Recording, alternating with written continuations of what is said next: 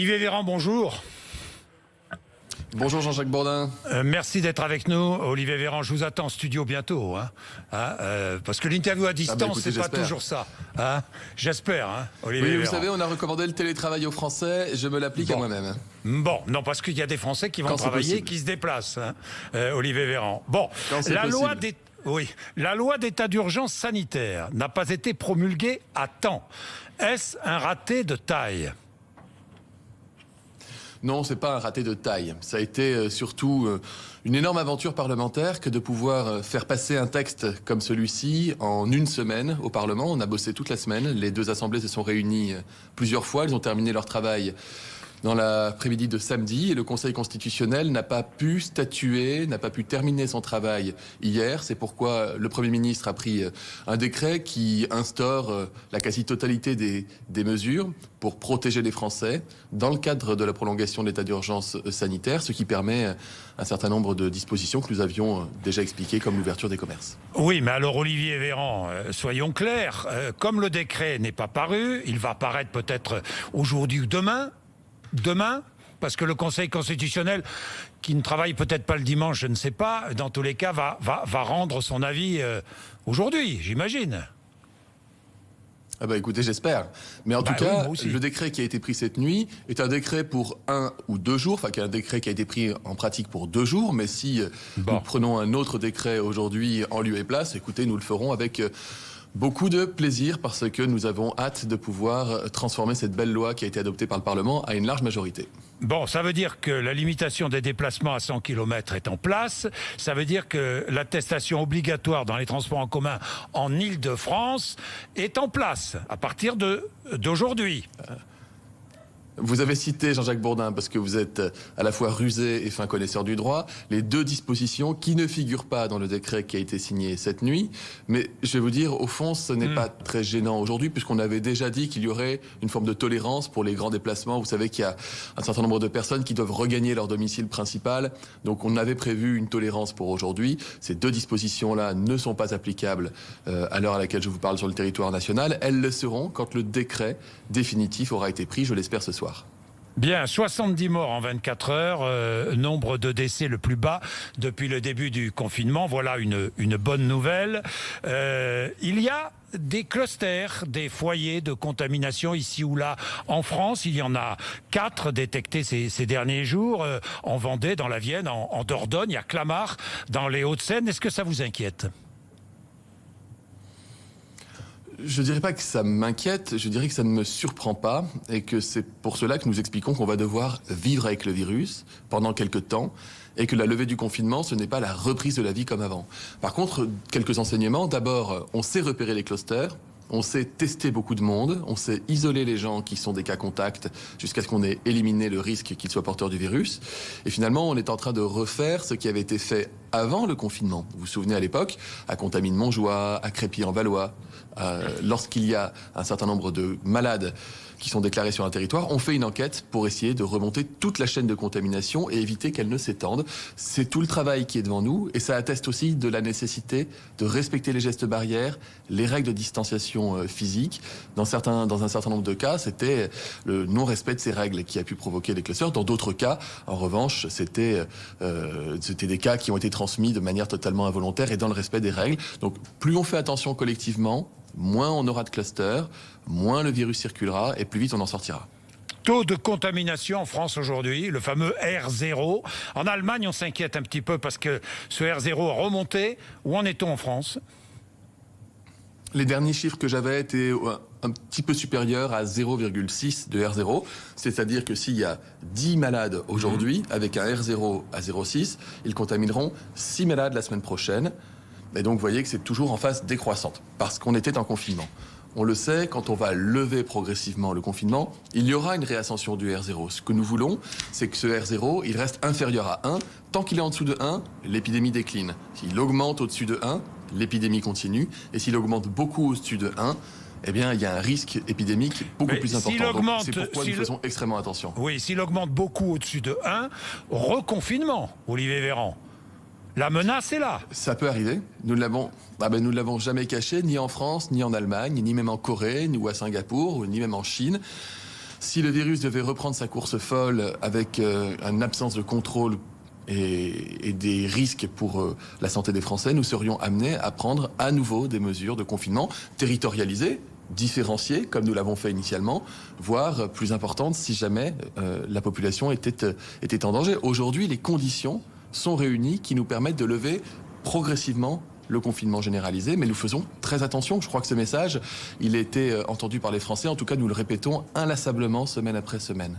Oui, première phase de déconfinement, donc jusqu'au 30 mai, si j'ai bien compris, jusqu'à la fin du mois de mai. Là, à la fin du mois de mai, on fera le point pour prendre de nouvelles mesures de déconfinement si tout se passe bien. C'est cela? Oui, on s'est fixé 3 semaines, qui est une étape, qui constitue une étape importante.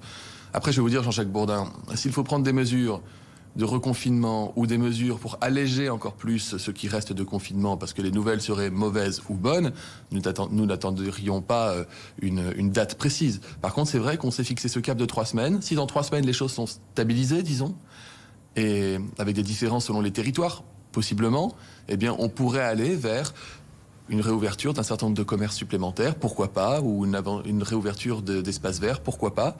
À l'inverse, si un certain nombre de territoires classés aujourd'hui verts devaient devenir des territoires classés rouges, on pourrait être amené à y prendre des mesures différentes. Nous sommes dans une observation active, attentive, soucieuse de la sécurité des Français. Bien, oui, Olivier Véran, ça veut dire qu'avant début juin, si tout se passe bien, les cafés, les restaurants, par exemple les lycées ouvriront début du mois de juin, si tout se passe bien. Dans les départements verts, en tout cas.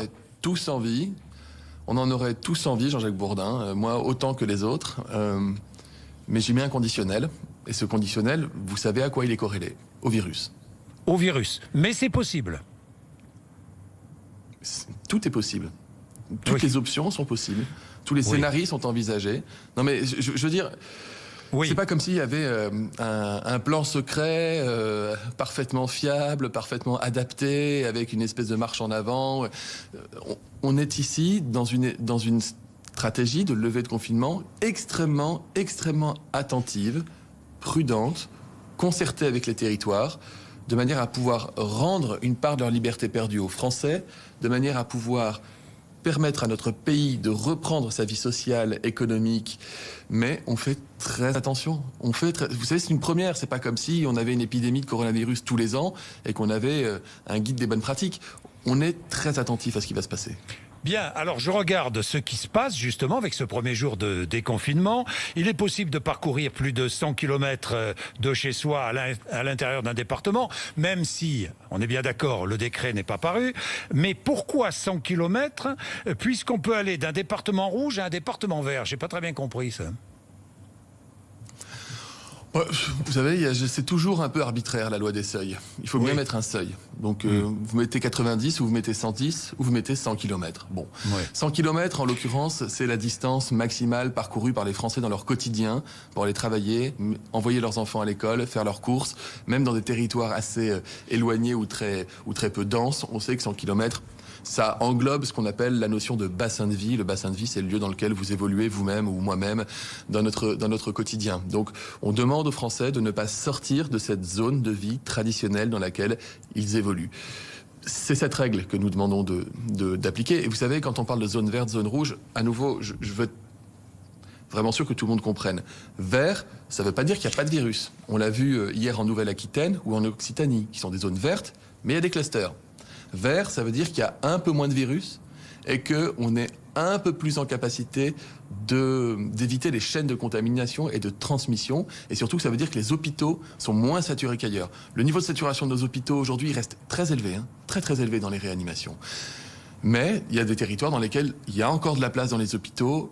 Et il y a des endroits où, alors là, par contre, les soignants ont besoin de souffler et les hôpitaux sont pleins. C'est ça qu'on appelle zone verte, zone rouge. Ça ne veut pas dire qu'il y a des zones sans danger et des zones très dangereuses. Ça veut dire que le virus circule partout, mais que, selon les territoires, on fait encore plus gaffe dans certains endroits qu'ailleurs. Mais Olivier Véran, vous voyez déjà venir la polémique. Dès ce matin, je l'ai vu monter, cette polémique, autour des transports en commun en Ile-de-France. Transports en commun en Ile-de-France, Les voyageurs portaient des masques, mais la distanciation sociale est absolument impossible. Des RER étaient bondés, des trains étaient bondés dès ce matin, Olivier Véran. Franchement, soyons clairs, la distanciation sociale dans les transports en commun est impossible. Mais j'ai vu votre chaîne info ce matin en prenant mon café, et j'ai vu que la première ligne 13 avait eu 40 minutes de retard et qu'elle était bondée. Alors j'ai vu aussi que tout le monde avait un masque, donc ça c'est bien, oui, parce que le port du masque est obligatoire dans les transports en commun, mais j'ai vu que les gens étaient très serrés. J'ai vu qu'ensuite les choses s'étaient améliorées.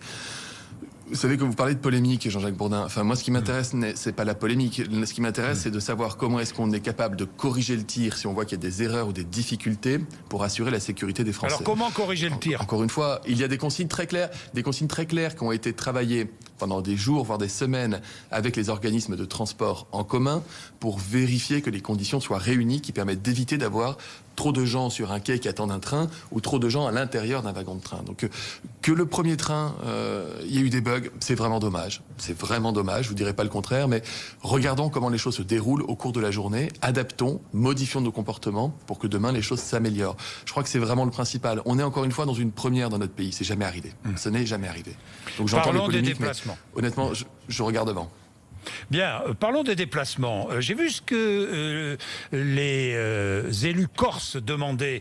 Toute personne souhaitant se rendre en Corse à partir du 23 juin devra présenter un test négatif au coronavirus. C'est ce que demandent les élus. Vous approuvez ou pas ?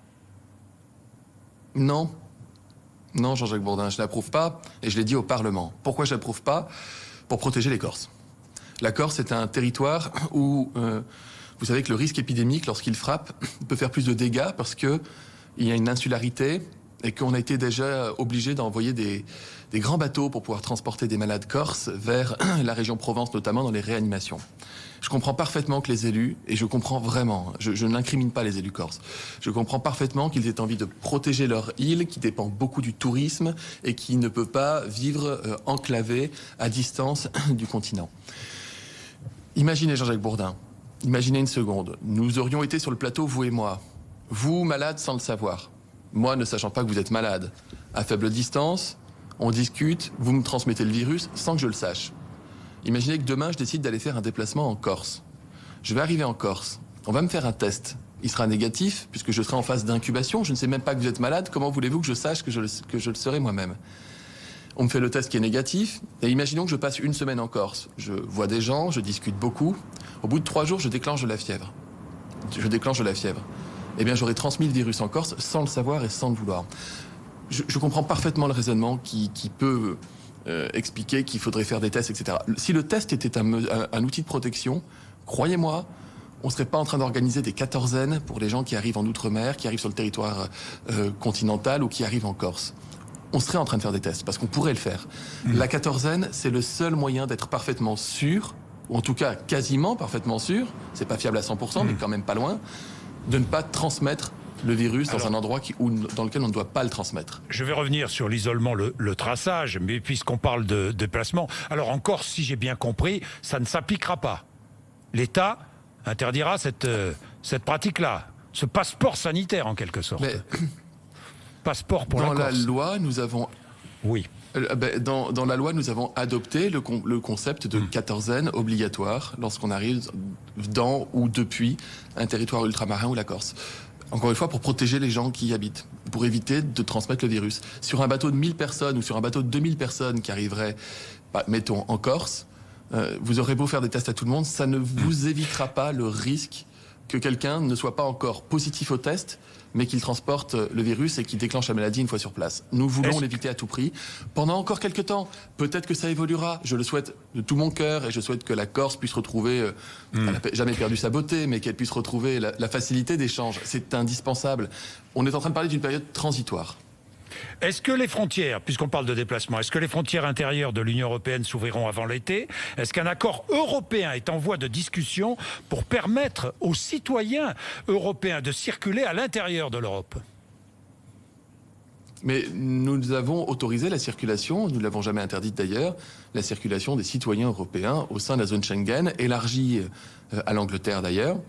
Et donc, les gens peuvent circuler dans la zone de l'Union européenne. Les frontaliers vont travailler régulièrement. Encore faut-il avoir des raisons de circuler, hein ?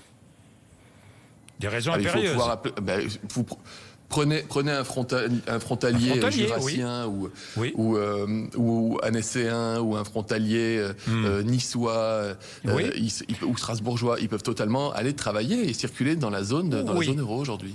Mais partir en vacances aux Pays-Bas ou venir de Belgique et aller en vacances en France, ça c'est impossible. Alors, est-ce qu'un accord européen pourrait permettre la libre circulation de tous les citoyens européens avant l'été?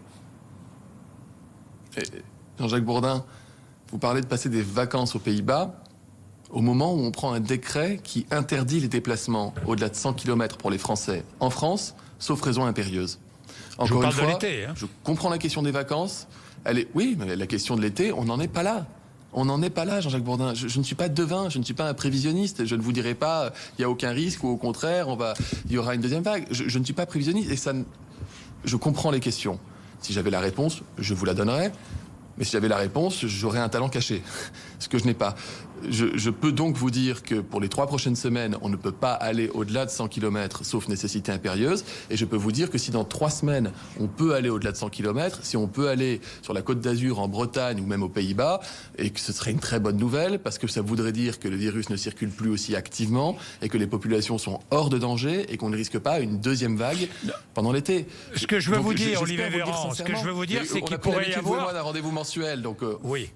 C'est vrai qu'on a un rendez-vous mensuel, donc on se retrouvera dans un mois, Olivier Véran, mais dites-moi, on peut imaginer qu'au niveau européen, il y ait un accord, puisque finalement les politiques se sont ressemblées, même si le virus n'a pas touché les pays d'Europe de la même manière, les politiques de déconfinement se ressemblent, on pouvait imaginer un accord européen pour permettre la libre circulation des citoyens européens au sein même de l'espace Schengen.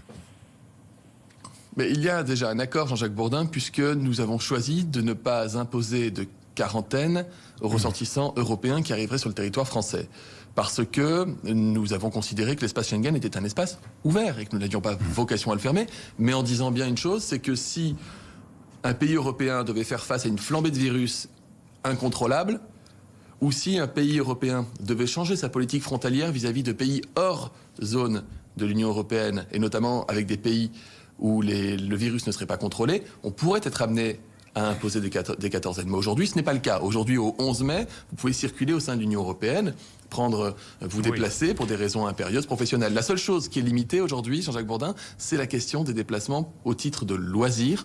Mais si nous réduisons, et nous ne sommes pas les seuls, tout le monde le fait autour de nous, ces déplacements au titre des loisirs, vous l'avez compris, c'est pour éviter un grand brassage de population qui pourrait signifier un grand brassage du virus. Et ça, je crois qu'on a compris qu'on ne voulait pas que ça recommence. Bien, Olivier Véran, on va beaucoup parler de traçage. On va beaucoup parler de traçage. On le sait, c'est important pour casser le développement du virus, le traçage. Les informations personnelles recueillies auprès des personnes ayant été en contact avec un patient contaminé. Que vont devenir ces informations ? Ces informations, en fait, on ne recueille pas la nature du contact.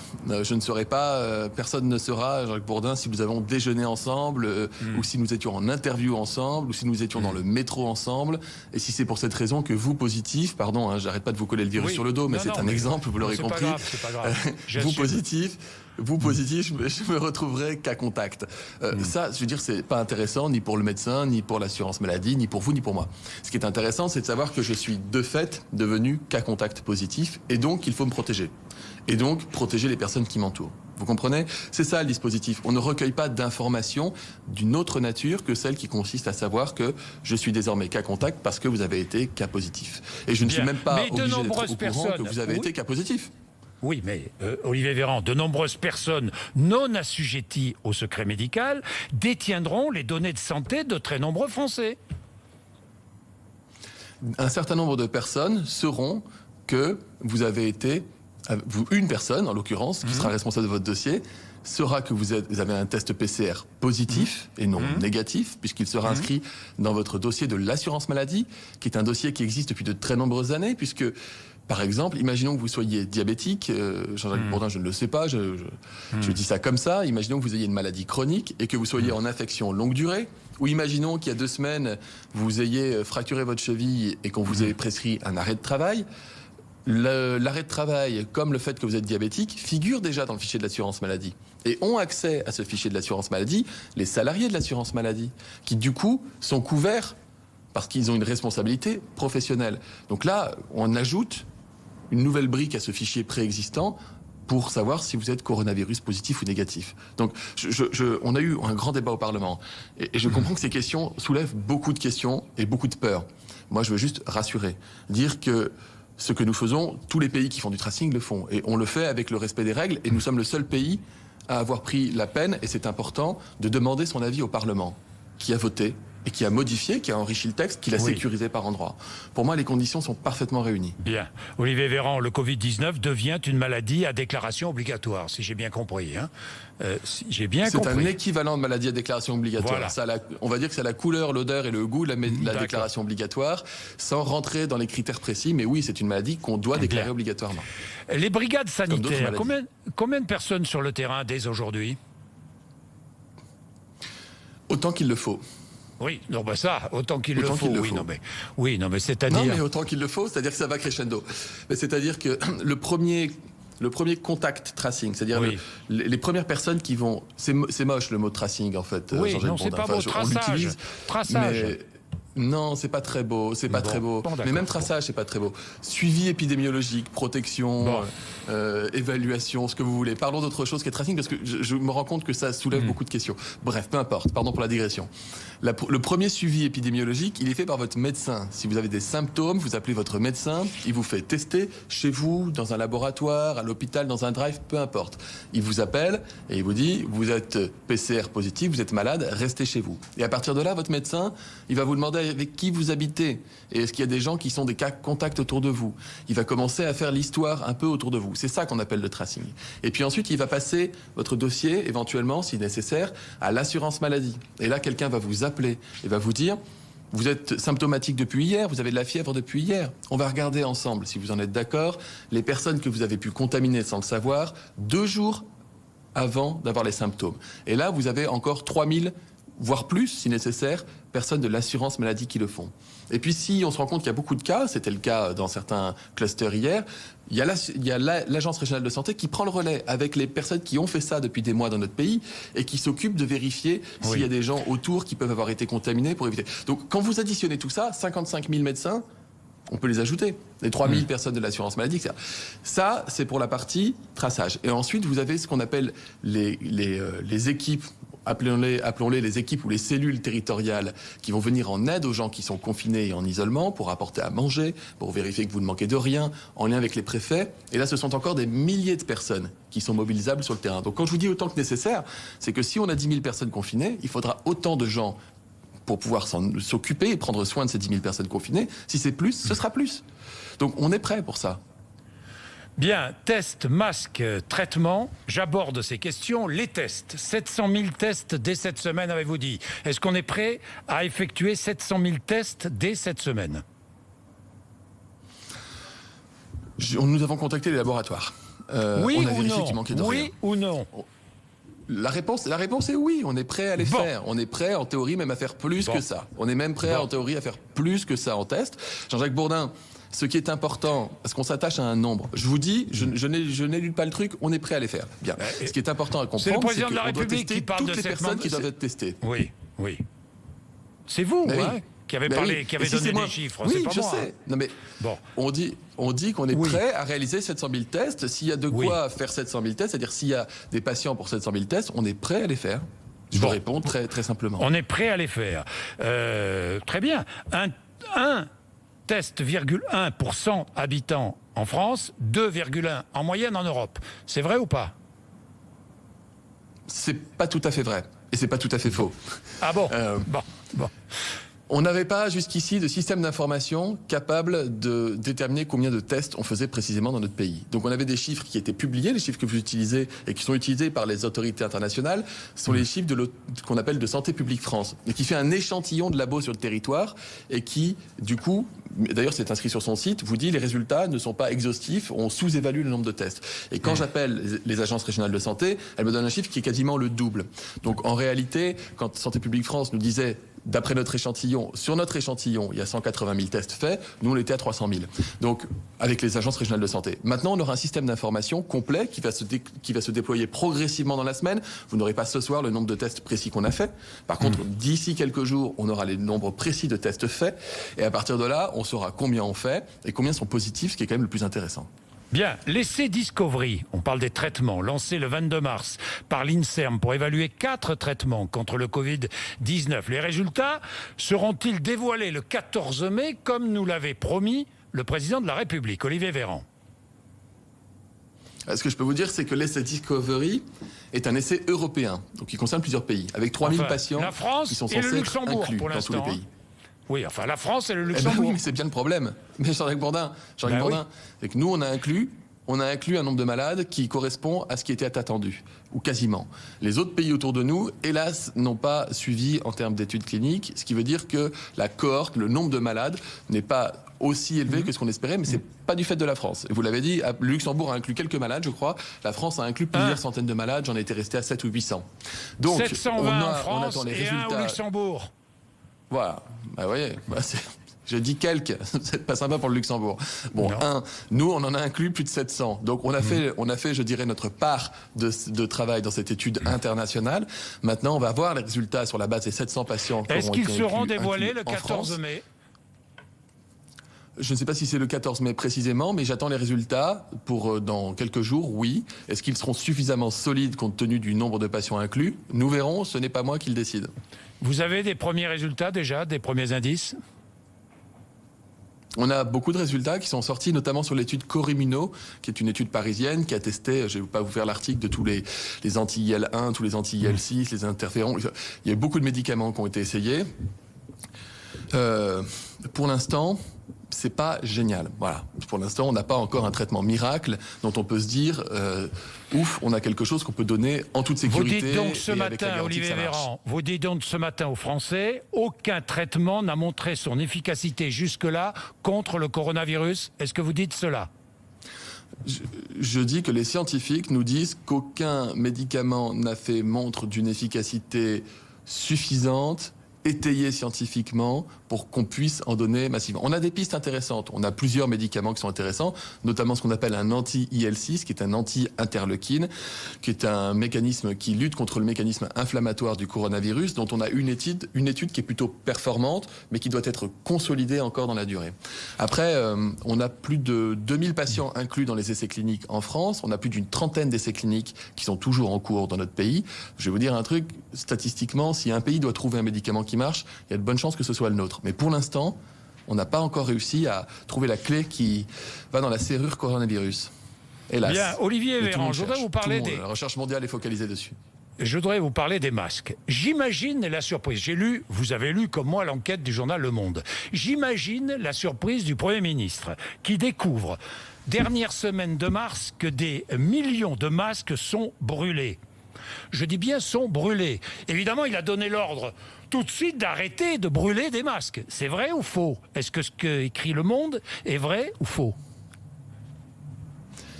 Alors, merci pour la question. Il y avait, je crois, 700 millions de masques chirurgicaux dans le stock d'État. 714 millions exactement. Voilà, 714 millions de masques. Et là, ces masques étaient des masques qui dataient du début des années 2000, voire généralement de 2003, et qui étaient des masques dont il a été demandé en 2017 de regarder s'ils étaient encore utilisables.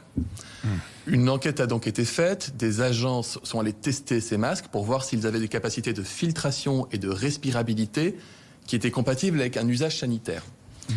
La réponse a été non. À partir de là, en 2018, un bon de commande pour destruction de ces masques, hors d'usage, a été fait. Et une entreprise pharmaceutique est allée récupérer une partie de ces masques visant à être détruits pour les détruire et les brûler puisqu'ils sont hors d'usage. C'était en 2018 et 2019. Entre septembre et décembre 2019, ce sont ainsi 233 millions de masques hors d'usage, encore une fois, périmés, non utilisables, défectueux, qui ont été brûlés par cette entreprise.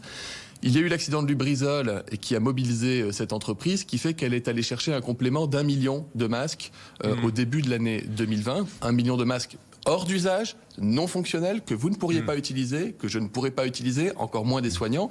Donc voilà, ce sont des masques au rebut. Et il nous en reste encore pas mal dans cet entrepôt, qui sont des masques périmés. Ça arrive que des produits soient périmés. Parfois, ce sont des médicaments, etc. Donc, il n'y a rien d'anormal, je le dis, très tranquillement. Il n'y a rien d'anormal à ce que des masques périmés soient détruits. Ce qui est plus gênant, c'est qu'à mesure que les masques périmés, ils n'étaient pas remplacés.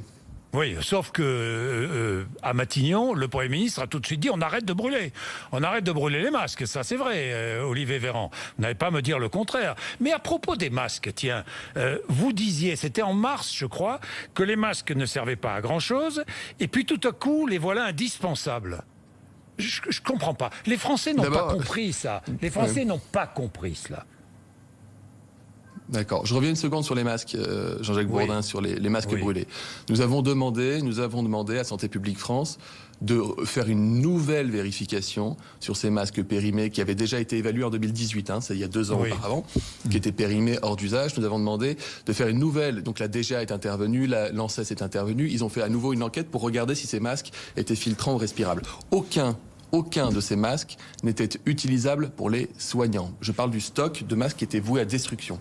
Aucun de ces masques n'était utilisable pour les soignants, mais on a réussi à en récupérer quelques-uns qu'on a pu basculer dans une catégorie masque grand public. La plupart sont voués à destruction et je vous le dis, Jean-Jacques Bourdin, seront détruits parce qu'ils ne sont pas utilisables, il y a des moisissures dessus, ils ne filtrent plus, ils ne sont plus respirables. Donc je vous le dis, il y a des masques parmi ces masques qui existent dans l'entrepôt qui sont trop vieux que personne n'utiliserait et qui seront détruits. D'accord ? Et ça, c'est pas anormal. Ce qui est important, c'est de remplacer du matériel quand il est périmé, ce qui n'a pas nécessairement été le cas. Je reviens au masque. Depuis des années et des années. Pourquoi était-il non indispensable en mars et aujourd'hui indispensable 2 mois après?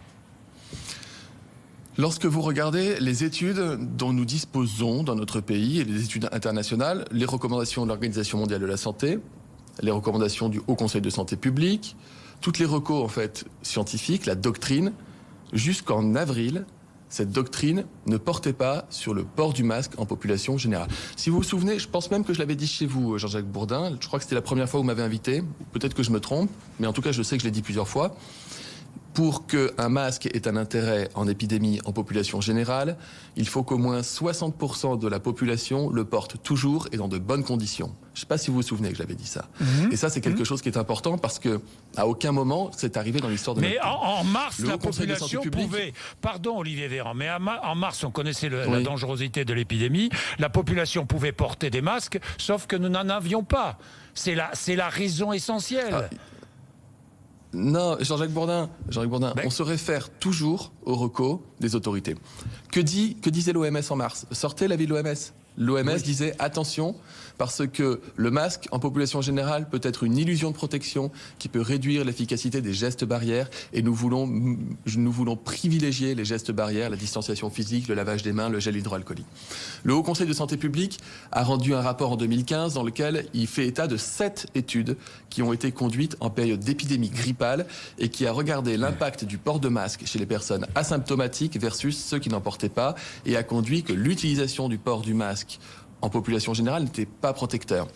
Avril, c'est là où la doctrine commence à changer. Et vous avez vu que les scientifiques, et c'est leur droit, et même, j'allais vous dire, tant mieux, face à ce virus, ont changé plusieurs fois de recommandations et d'avis. À partir d'avril, l'Académie de médecine commence à s'interroger, puis dit « il faut le port du masque ».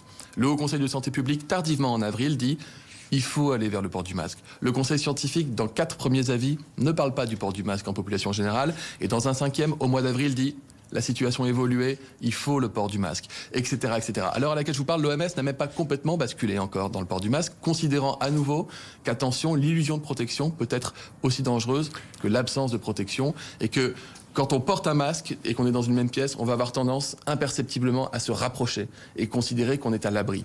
On n'est pas forcément à l'abri quand on porte un masque. C'est un complément, ça peut être un complément, nous verrons. J'ai une dernière question, Olivier Véran, à propos des primes au personnel soignant des EHPAD. Quand ces personnels toucheront ces primes? Toucheront-ils ces primes? Nous l'avons annoncé, 1 500 € pour tout le personnel des EHPAD qui a fait un boulot incroyable dans 33 départements, 1 000 € pour le personnel des EHPAD dans les autres départements qui ont été moins touchés, parce que tout le monde a bossé, avec ou sans virus. Tout le monde a bossé pour protéger les personnes âgées. Nous avons finalisé l'accord avec les départements. C'est l'État qui payera la prime pour les EHPAD. Il y a également l'ensemble des établissements médico-sociaux qui sont en cours de process pour la prime, avec cette fois-ci en lien avec les départements. Donc nous allons voir dans les toutes prochaines semaines. J'ai plus la date, exacte. J'espère. En mai ou en juin, ça c'est certain. Nous allons voir. Mais le plus vite possible. Et même pour les personnes en CDD, c'est topé. Et même pour les personnes en CDD qui sont venues en renfort?